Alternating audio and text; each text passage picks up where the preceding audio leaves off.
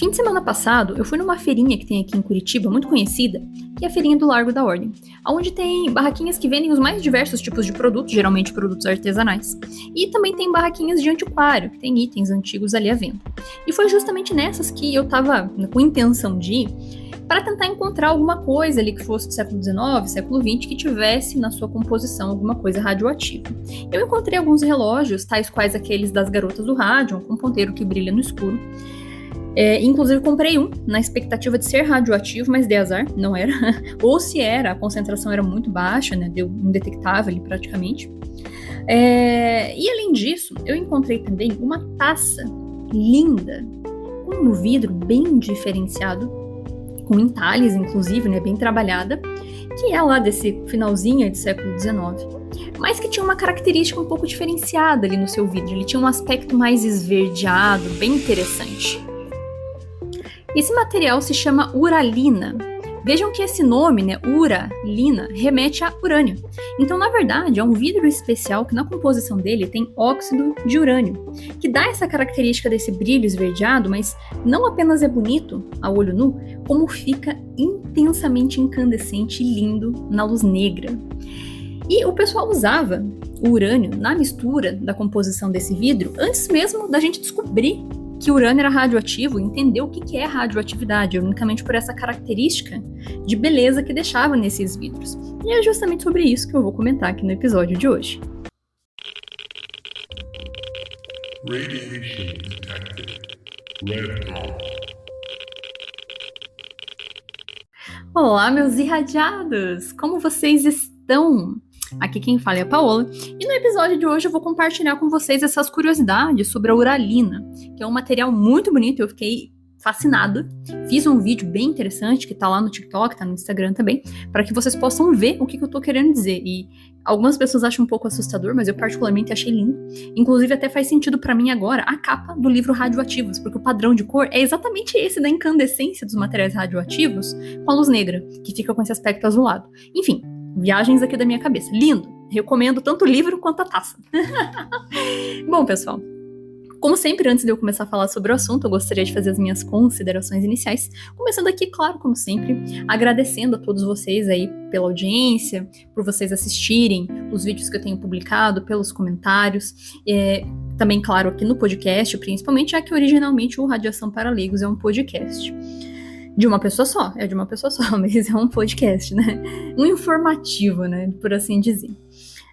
Inclusive, eu até percebo, assim, que tem alguns conteúdos que vão melhor, né? Eu sei que tem bastante temáticas, aí a área nuclear em si tá meio movimentada, e agora com relação a Angra 3, que tava, né, pra votação se iam seguir com a obra, se não iam, e no final das contas deu que, né, tá parado de novo.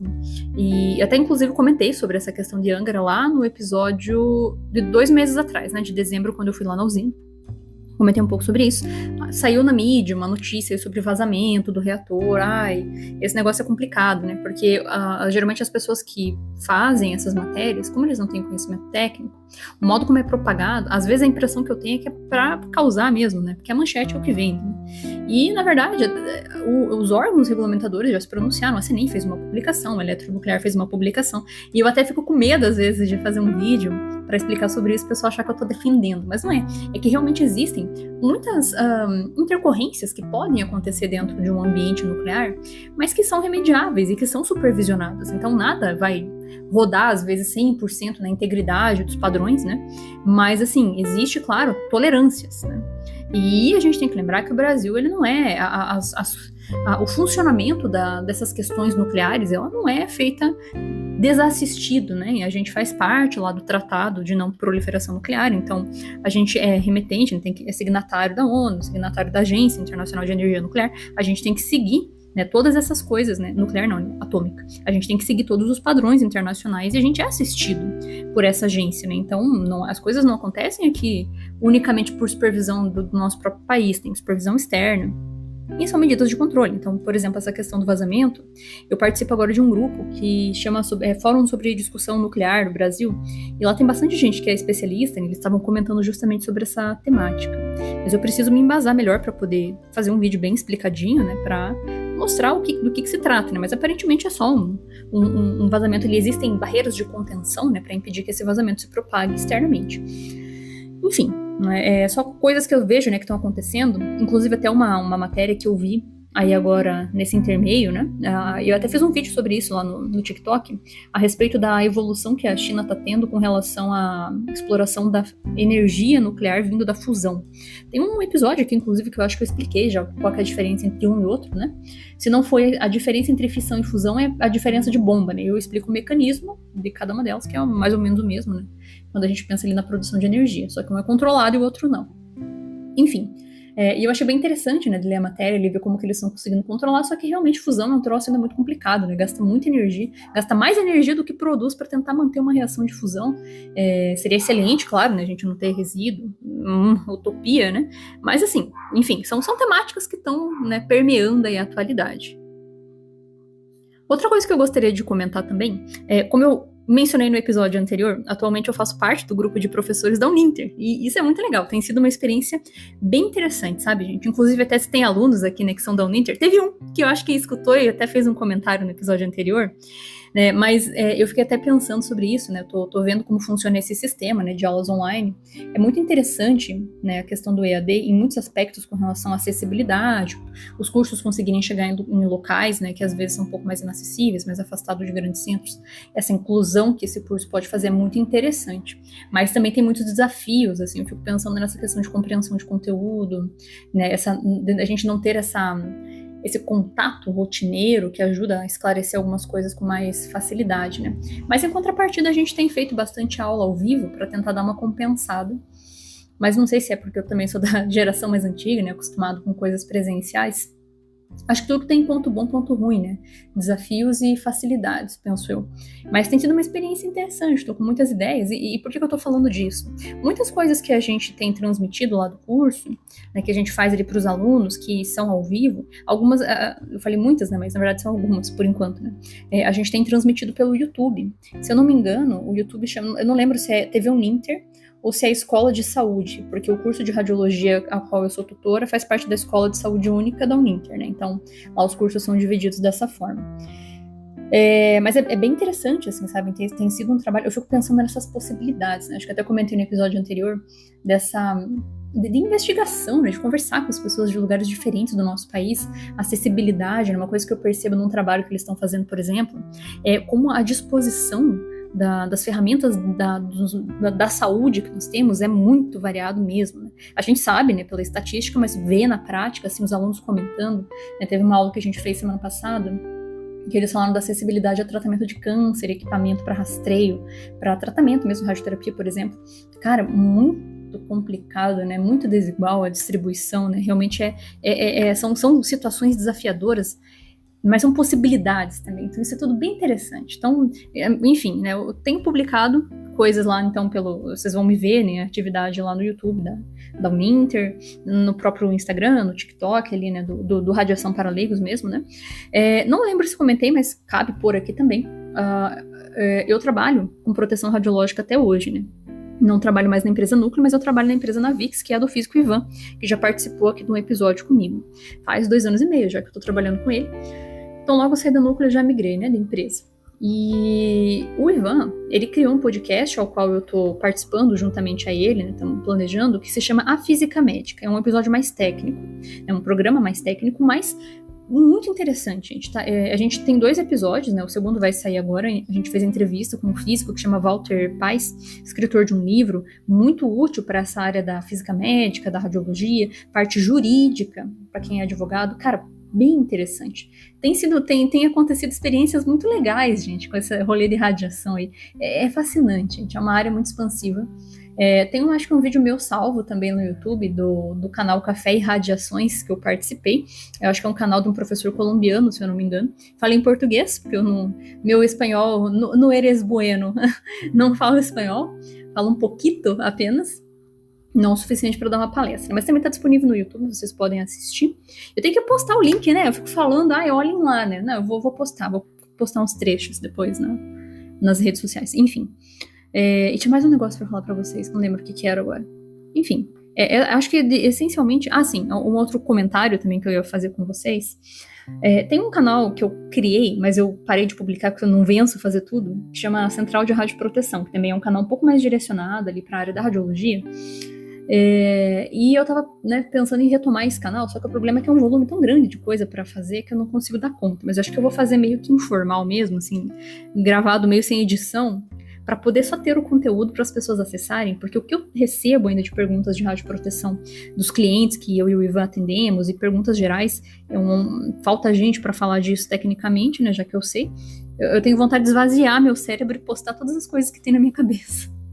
Lembrei que eu ia falar pra vocês. Vou parar de falar em um minuto sobre isso, tá? Outra coisa que eu ia compartilhar com vocês é o seguinte. A Eletronuclear tá fazendo uma série de vídeos ao qual eu, quando fui fazer a visita, dei uma entrevista e alguns trechos dessa entrevista vão compor essa série. E é uma série que tá muito bem feita, cara. Uns vídeos curtinhos, assim, sabe? Tipo 5 ou 10 minutinhos, falando sobre radiações e radioatividade, bem nesse sentido para leigos, né? Tô ajudando a responsável por esse projeto, que é a Tatiane, a fazer revisão, né, desses arquivos e tudo mais. Cara, muito bom, gente. Assim, fantástico.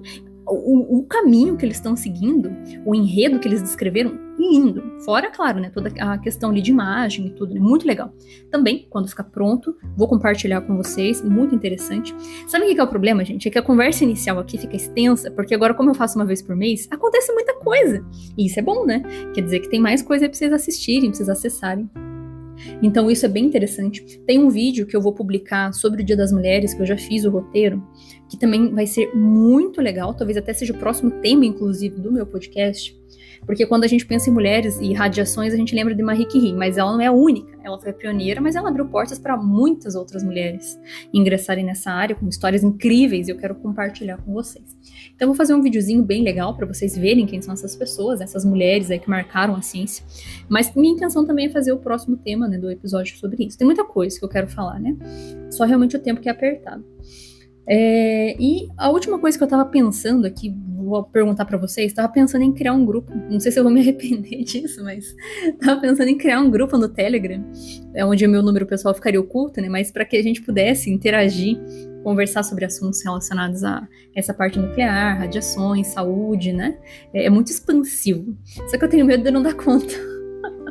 Mas deixa aí pra mim, comenta aí no episódio, né, o que vocês acham, se vocês participariam desse grupo, entrariam, conversariam, colocariam pautas de sugestão, enfim, ideias que passam pela minha cabeça.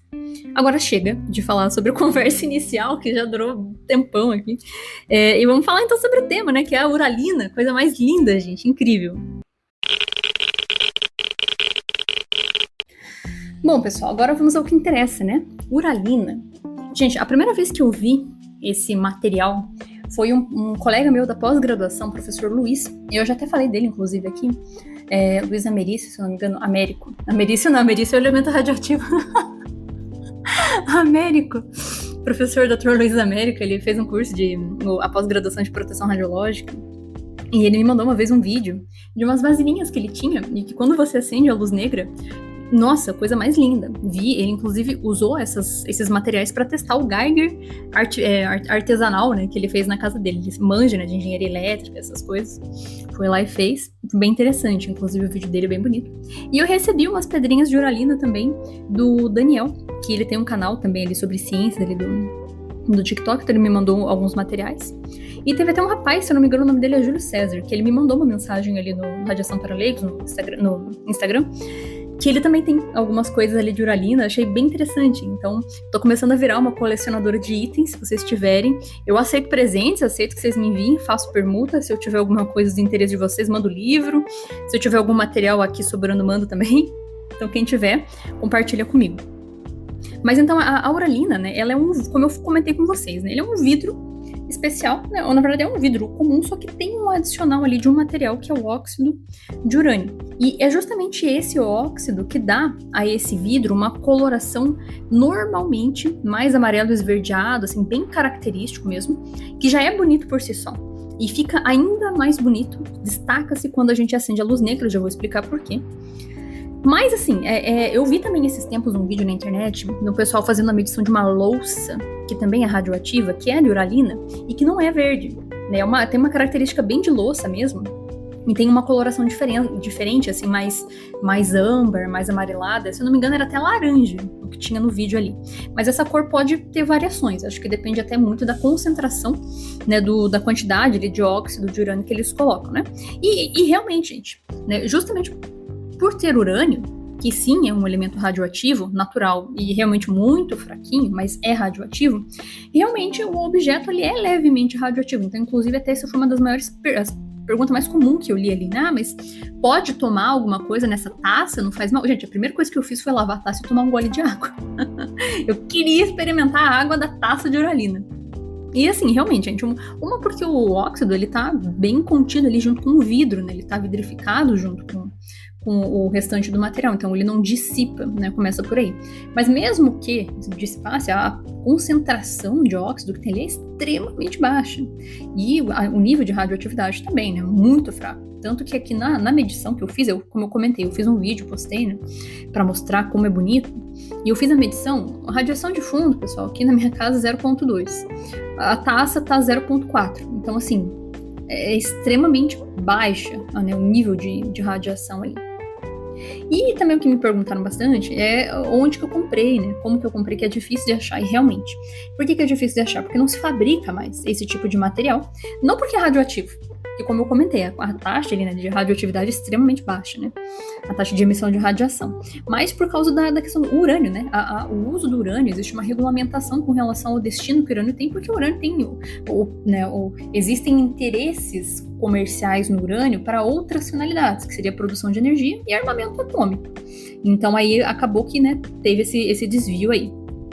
Mas uma coisa que eu acho muito curioso, né, inclusive, é que esse vidro, né, essa uralina, na verdade, ela é usada lá desde muito tempo atrás, né, lá do século XIX, lá desde 1830, para ser mais exato. E o pessoal usava simplesmente porque dava essa característica de ser bonito.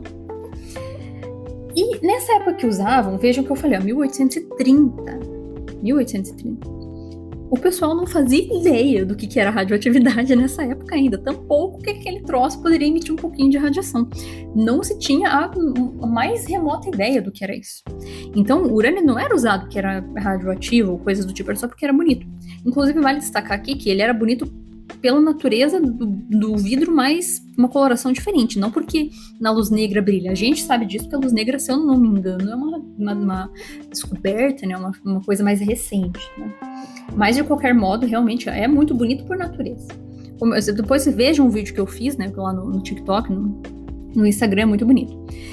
Pelo que eu pesquisei, o vidraceiro que fabricou o primeiro material, né, da uralina ali, é um rapaz, né, um homem chamado Joseph Riedel, vidraceiro boêmio, que atualmente é onde fica a República Tcheca, tá, pessoal?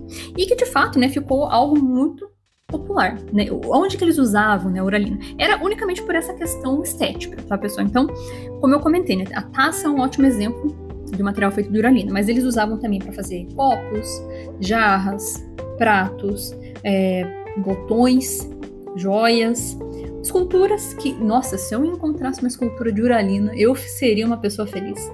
E até vidros de relógio ou instrumentos ópticos que precisavam ali de uma pequena quantidade de urânio. Inclusive, bem interessante também, não tem a ver muito com a questão do urânio aqui, mas não sei se vocês sabem, algumas lentes fotográficas que eram usadas nas câmeras antigas tinham uma mistura de tório, que também é radioativo, natural, por uma questão também, se eu não me engano, de coloração do vidro. Tem um amigo meu que, inclusive, é quase que o cofundador do Radiação para Leigos, que é o Yuri. Yuri, inclusive, se estiver ouvindo, né, um abraço pra você, porque o Yuri tá acompanhando sempre todos os episódios, né? Se eu não me engano, a primeira vez que eu soube disso foi o Yuri, que me mostrou, e ele me explicou, se eu não me engano, era mais ou menos sobre isso.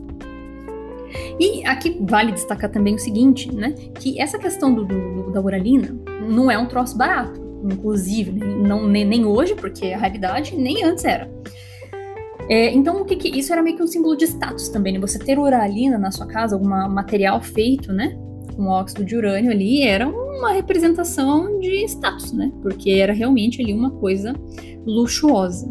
né? Muito, assim, isso exclusivamente pela questão ali de obter, né, o óxido do urânio. Porque, na verdade, o vidro em si, né, como é feito a uralina, cara, é um vidro normal, gente. É um vidro normal ali que eles fazem mistura ali do material ali, que é areia de sílica, se não me engano, carbonato de sódio, cal, e aí adiciona-se o óxido de urânio nas suas pequenas proporções, que é o que vai dar a coloração, como eu comentei com vocês, né? E aí, claro, né, você vai ter que fazer a fusão desse material numa temperatura elevada, tal como se faria com qualquer fabricação de vidro, né? E vai ter essa reação química, vai fundir esse material, né? Você vai moldar para aquilo que você quer, uma taça, um prato, seja lá como for, né? Então, realmente ele bem, a produção não tem segredo, né, por assim dizer. Inclusive, daria pra gente fazer perfeitamente. A questão é, aonde acharíamos óxido de urânio para nós fabricarmos nosso próprio vidro de uralina? Adoraria saber. E como eu comentei com vocês, né, há pouco, isso aí teve início, né, o pessoal começou a fabricar isso lá por meados de 1830. Então, como eu comentei, não se havia descoberto ainda a radioatividade, o pessoal não sabia, né? Então, tampouco que o urânio era um desses elementos. E quando a radioatividade foi descoberta, isso foi em 1896. Assim, foi-se ter ideia, né, da existência desse fenômeno pelo Henri Becquerel. A denominação, né, isso foi feito um pouquinho mais para frente pela Marie Curie e o Pierre. A denominação do termo, né, se não me engano, foi em 1898, um pouco depois. E mesmo depois que o pessoal descobriu que era radioativo, não fez diferença nenhuma, continuaram usando pra caramba, inclusive até reforçou o uso, porque na época, já contei pra vocês aqui várias vezes, o pessoal amava, né? Falou radioatividade, delícia, nossa, quero tudo. Tudo que era radioativo era status, era moderno, tinha relação com vitalidade, coisa boa, alegria, felicidade, inovação, ciência, coisa linda. Não deixa de ser, na minha visão, mas hoje a gente sabe que mudou um pouco esse cenário, né? A parte da radiofobia um pouco mais intensa. E aí tem a questão, né, do porquê que brilha, né? Como eu comentei com vocês, antigamente quando eles usavam, era unicamente pela característica de coloração do vidro, e hoje, né, com a luz negra a gente consegue ver que fica ainda mais lindo, né? Só evidencia. Mas aí vem a pergunta, mas por que esse negócio brilha, né, com luz negra? O que isso acontece? É que o urânio, né, nesse formato de óxido que ele é colocado ali no vidro, quando a gente coloca ali a luz ultravioleta, né, ele é um material fluorescente. Então, o que vai acontecer? Ele absorve a luz ultravioleta. Isso tem uma interação ali que a gente chama de excitação. Então, há uma mudança ali na organização dos elétrons que ficam na eletrosfera do material. E quando eles se reorganizam e voltam ao normal, eles reemitem um pouco dessa energia que eles estão dissipando. Eles recebem energia ultravioleta e dissipam uma parte em forma de luz visível, né? E aí fica esse verde fluorescente, coisa mais linda, tá? Então, mesmo que seja só um pouquinho de urânio, o brilho é muito intenso, né? Então, é realmente muito fascinante.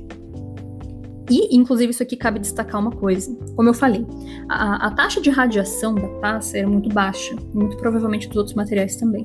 Acho que até o vidro mesmo já barra, né, uma parte dessa radiação, já que está tudo integrado ali.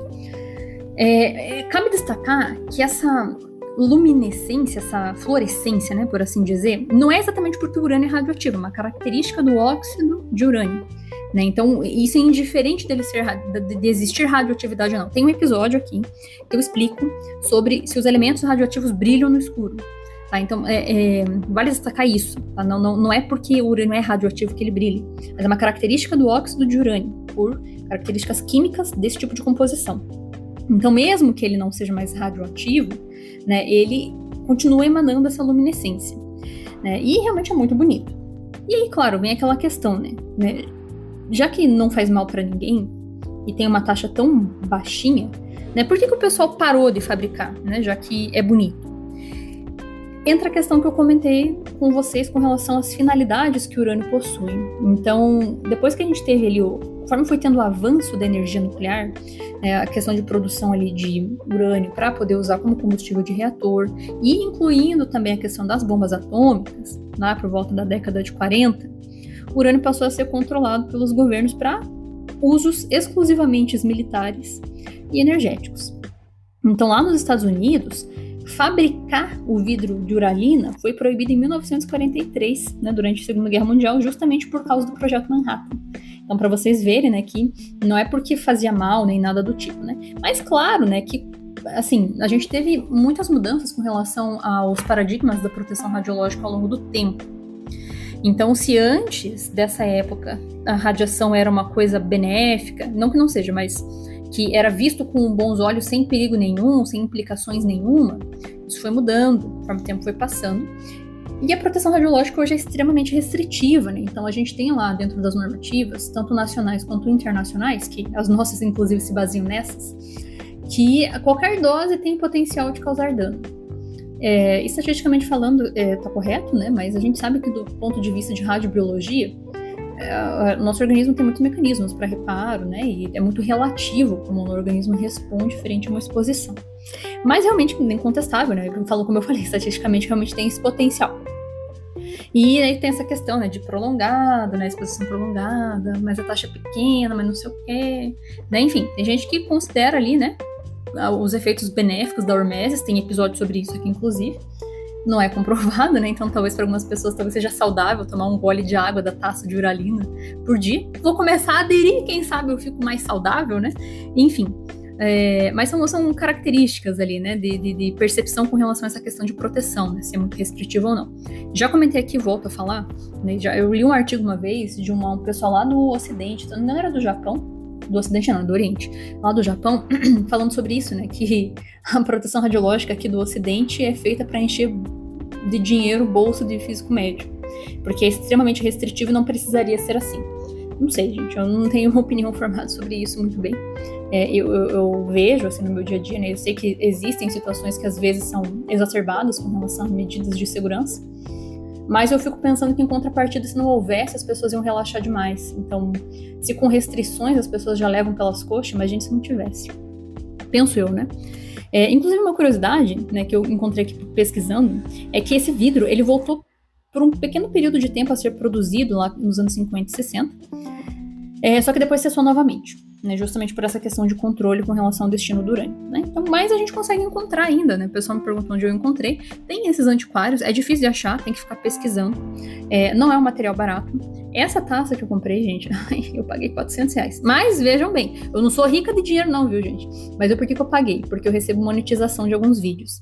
Inclusive, acho que o vídeo que o pessoal mais gostou que eu fiz foi o que eu fiz a radiografia das frutas lá, né? Ficou bem interessante mesmo. Então eu recebi 300 de monetização no mês passado e eu usei esse dinheiro para comprar a taça, né? Complementei o resto. E sempre que vem um dinheirinho eu uso para fazer alguma coisa para o canal, né? Comprar algum material para exibir aqui para vocês. Né? Então é importante pontuar, né? Novamente, só destacando, né? Existem essas questões ali, né? Do porquê que foi parado de produzir, mas o nível de radioatividade é muito baixo. Então se você quer comprar porque você acha bonito, não precisa ficar com medo do troço, tá? Ele é muito fraco e é muito bonito, então não há contraindicações, né, de ter. Além do que, uma outra coisa interessante é o seguinte, o tipo de radiação emitido pelo urânio é uma radiação, eu já comentei aqui em outros episódios, é uma radiação que a gente chama de radiação alfa. O que isso quer dizer? Esse nome diz para nós as características que essa radiação tem, e uma delas é que ela é uma radiação que ela não consegue adentrar a nossa pele, ela é facilmente barrada, então ela não tem um alcance muito longo. Então, por isso também que, né, pontuo que realmente é um material ali bem tranquilo de se ter.